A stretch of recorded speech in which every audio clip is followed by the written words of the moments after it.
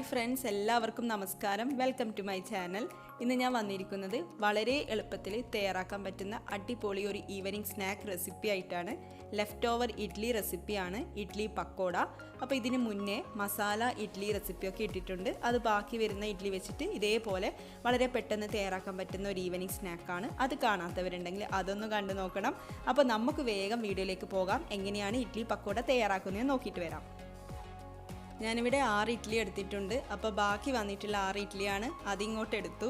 ഇനി ഇഡ്ഡലി നന്നായിട്ടൊന്ന് പൊടിച്ചെടുക്കണം. കൈവച്ചിട്ട് ഇതുപോലെ ഒന്ന് പൊടിച്ചെടുക്കാം. ബാക്കി ഇൻഗ്രീഡിയൻസ് എന്തൊക്കെയാണെന്ന് നോക്കാം. ഒരു സവാള എടുത്തിട്ടുണ്ട്, വലിയൊരു സവാളയാണ്, നീളത്തിൽ അരിഞ്ഞെടുക്കാം. അതിലേക്ക് ഇഞ്ചിയും പച്ചമുളകും ചേർത്ത് കൊടുക്കാം. അപ്പോൾ ചെറിയൊരു കഷ്ണം ഇഞ്ചി ചെറുതായിട്ട് അരിഞ്ഞിട്ടുണ്ട്, 2 പച്ചമുളകും കൂടെ ചെറുതായിട്ട് അരിഞ്ഞതാണിത്. ഇനി നമുക്ക് കറിവേപ്പില നുറുക്കിയത് ഇട്ട് കൊടുക്കാം. കറിവേപ്പിലയുടെ കൂടെ മല്ലിയില ഉണ്ടെങ്കിൽ മല്ലിയിലയും ചേർത്ത് കൊടുക്കാം. അടുത്തതായിട്ട് ആവശ്യത്തിന് ഉപ്പ് കൂടെ ഒന്ന് ചേർത്ത് കൊടുക്കാം. അപ്പോൾ ഇഡ്ഡലിയിൽ ഉപ്പുണ്ട്, അതുകൊണ്ട് ഉപ്പ് ചേർക്കുമ്പോൾ ഒന്ന് ശ്രദ്ധിക്കണം. ഇനി മുളക് പൊടി ചേർത്ത് കൊടുക്കാം. 1 ടീസ്പൂൺ മുളക് പൊടി ചേർത്ത് കൊടുക്കാം. ഇത് ഗരം മസാലയാണ്, 1/2 ടീസ്പൂൺ ഗരം മസാല ചേർത്ത് കൊടുക്കാം. അതുപോലെ 1/2 ടീസ്പൂൺ പെരിഞ്ജീരകം, അപ്പോൾ പെരിഞ്ജീരകം കൂടെ ചേർത്ത് കൊടുക്കാം. കടലമാവ് എടുത്തിട്ടുണ്ട്, 1/2 കപ്പ് കടലമാവ് ചേർത്ത് കൊടുക്കാം. അതിൻ്റെ കൂടെ തന്നെ കോൺഫ്ലോർ ചേർക്കുന്നുണ്ട്. നമ്മുടെ പക്കോട നല്ല ക്രിസ്പി ആയിട്ട് കിട്ടാൻ വേണ്ടിയിട്ട് കോൺഫ്ലോർ 1 ടേബിൾ സ്പൂൺ. അപ്പോൾ കോൺഫ്ലോർ കയ്യിലില്ലെങ്കിൽ പ്രശ്നമൊന്നുമില്ല, അരിപ്പൊടി ഉണ്ടെങ്കിൽ അരിപ്പൊടി 1 ടേബിൾ സ്പൂൺ ചേർത്ത് കൊടുക്കാം. എന്നിട്ട് കൈ കൊണ്ട് നന്നായിട്ടൊന്ന് കുഴച്ചെടുക്കാം.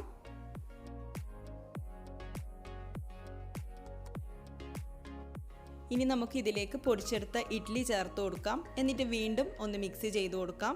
പിന്നെ ഇഡ്ഡലി ചേർത്ത് കൊടുത്തതിന് ശേഷം നന്നായിട്ട് കുഴച്ചെടുക്കേണ്ട ആവശ്യമൊന്നുമില്ല, ഒന്ന് മിക്സ് ചെയ്തെടുത്താൽ മാത്രം മതിയാവും.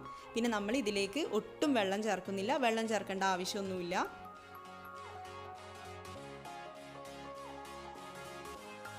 അങ്ങനെ ഈ കൂട്ട് ഇവിടെ റെഡി ആയിട്ടുണ്ട്. അപ്പോൾ ഇതുപോലെ ഇരിക്കും, ഇതേപോലെ നമുക്ക് എടുക്കാം. ഇതേ ഒരു ഷേപ്പിൽ പക്കോട തയ്യാറാക്കി തുടങ്ങാം. അപ്പോൾ നമ്മുടെ ഓയിൽ ഇവിടെ ചൂടായി വന്നിട്ടുണ്ട്. മീഡിയം ഹോട്ടിലാണ് വേണ്ടുന്നത്, ഹൈ ഫ്ലെയിമിലൊന്നും ഇടേണ്ട ആവശ്യമില്ല. അപ്പോൾ ഓരോ പക്കോടയായിട്ട് ഇതേ ഷേപ്പിലെടുത്തിട്ട് നമുക്ക് ചൂടായ ഓയിലിലേക്ക് ഇട്ട് കൊടുക്കാം. എന്നിട്ട് ഫ്രൈ ചെയ്തെടുക്കാം.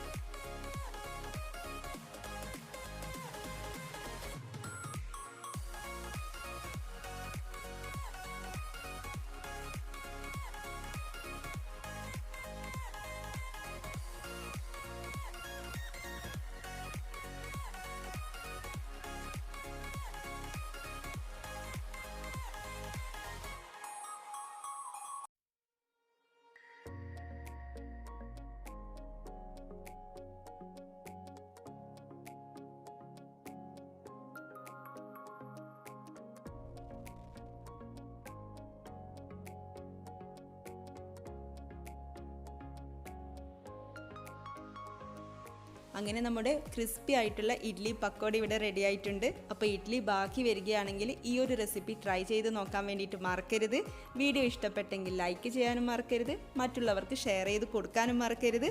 അപ്പോൾ നമുക്ക് അടുത്ത വീഡിയോയിൽ കാണാം. താങ്ക്